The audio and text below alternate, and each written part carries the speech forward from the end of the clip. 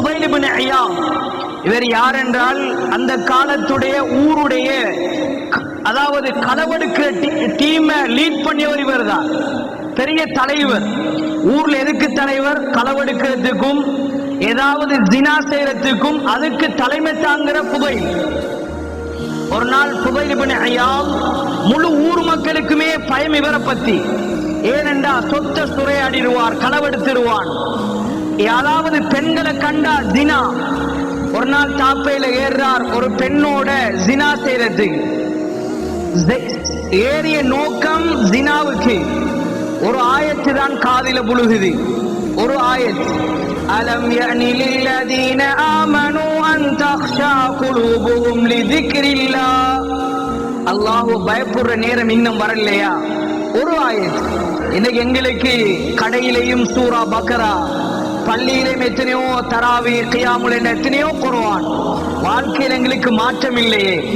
எங்களுடைய வாழ்வில் ஒரு மாற்றமும் கிடையாது. இங்கால குர்ஆனை போட்டுக்கொண்டே படம் பார்த்து கொண்டிருப்பான், அல்லது பாட்டை கேட்டுக்கொண்டிருக்கிறோம்.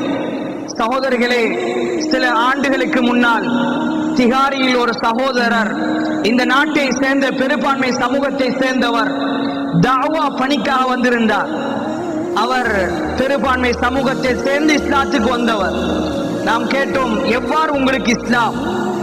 அவர் 1000 விடயத்தை சொல்லவில்லை, ஒரு விடயம் தான் சொன்னார். எனக்கு குர்ஆனை வாசிக்கும் பழக்கம் இருக்கிறது. ஒரு நாள் குர்ஆனை பிரட்டினேன். அவர் ஒரு லோயர். குர்ஆனை பிரட்டினேன். ஒரு ஆயத்து தான் என்னுடைய வாழ்வையே மாற்றியது. சிலவங்களுக்கு லைஃப்ல ஒரு டேர்னிங் பாயிண்ட் சொல்லுவாங்க. வாழ்க்கை திசை திரும்பும் கட்டம். அதிலும் திருந்தல்லன்னா அவனை யாராலும் திருத்த முடியாது. ஜென்மம் அல்லாஹ்வுடைய லானத் இறங்கக்கூடிய மனிதனாக மாறிவிடுவான். அந்த மனிதர் சொல்றார் ஒரு ஆயத். என்ன செய்தார்? முழு பிள்ளைகளையும் கூப்பிட்டார். டாக்டர் ஒரு மகன், இன்ஜினியர் இன்னொரு மகன். கூப்பிட்டு சொன்னார், மகன் நான் இஸ்லாத்துக்கு போறேன். அவர் சொன்னாங்க, வாப்பா இஸ்லாத்துக்கு போகலாம், ஒரு சொத்து கூட எடுக்கலாம், எங்கட காணி பூமி கடை எதுவும் தர மாட்டோம். அவர் சொன்னார், நான் இஸ்லாத்துக்கு போறதே இந்த ஆயத்து இந்த விடயத்தை தான். என்ன ஆயத்? சூரத்து ரஹ்மான்ல வரக்கூடிய குல்லு மன் அலைஹா ஃபான் வ யப்கா வஜ்ஹு ரப்பிக துல் ஜலாலி வல் இக்ராம். நான் உலகத்துக்கு முன்னால எதெல்லாம் பெரிதா நினைக்கிறோமோ, எந்த கடையை, எந்த வாகனத்தை, எந்த சொத்தை, இதெல்லாம் ஒரு நாளைக்கும் அழிஞ்சு போய்த்திரும். அல்லாஹ் மட்டும் தான் இருப்பான் என்ற ஒரு ஆயத் அந்த மனிதருக்கு இஸ்லாத்தை ஈட்டதாக சொல்கிறார். ஃபுதைல் இப்னு இயாத் ஒரு ஆயத்து தான் கேட்டதோட அவர் சும்மா பாவத்தை செய்யல, உடனே அழத் தொடங்கினார். கண்களால் வடித்த கண்ணீர், கஅபாவுடைய புடவையை பிடித்து அழுத அழுகை. எவ்வாறு மாறினார் தெரியுமா? அவருக்கு உலமாக்கள் சொல்லுவாங்க, ஆபிதுல் ஹரமைன், மக்கா மதீனாவுடைய பெரிய ஆபித். எப்படி மாறினார்? எவ்வாறு இருந்தவர் எவ்வாறு மாறினார்? கணேசக்குரிய சகோதரர்களே, அந்த மனிதர் 6 மாதம் மக்காவிலே இபாதத் செய்வார், அடுத்த 6 மாதம் மதீனாவில் இபாதத் செய்வார். எவ்வளவு பெரிய மேதையாக மாறினார். அவருக்கு ஒரு புள்ளை இருந்தது, அலி என்ற புள்ளைய வளர்த்திருந்தார். சரியான வளர்ப்பு. இன்னைக்கு எத்தனையோ நோயாளிகள் இருக்கிறாங்க, கேட்டா புள்ளைய நினைச்சு அழுகுறது. மகனுடைய பாவனை, மகனுடைய நடத்த, இதை நினைச்சு எத்தனையோ நோயாளி. சும்மா விசாரித்தா தெரியும் எத்தனை நோயாளி, என்ன காரணம் எல்லாம் விளங்கும். சகோதரிகளே, சொல்லுவாங்க உலமாக்கள், வளர்ப்பு சரியாக இருந்தா எல்லாம் சரி. வளர்ப்பு தான், மடிதான் சரியாக இருக்கணும். ஒரு தெரியும் சலாஹுத்தீன் அய்யூபி. இவர் யார் என்றால் அய்யூபி பரம்பரையில் வந்தவர். இந்த சலாஹுத்தீன் அய்யூபியுடைய வாழ்க்கையில் சிரிப்பு கிடையாது. மக்கள் கேட்டாங்க, ஏன் சிரிக்கிறார்கள் இவர்?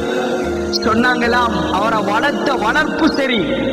இன்னைக்கு எங்கட மாதிரி முரட்டும் சிரிப்பு அல்ல, ஒரு வித்தியாசமான பார்வை அல்ல.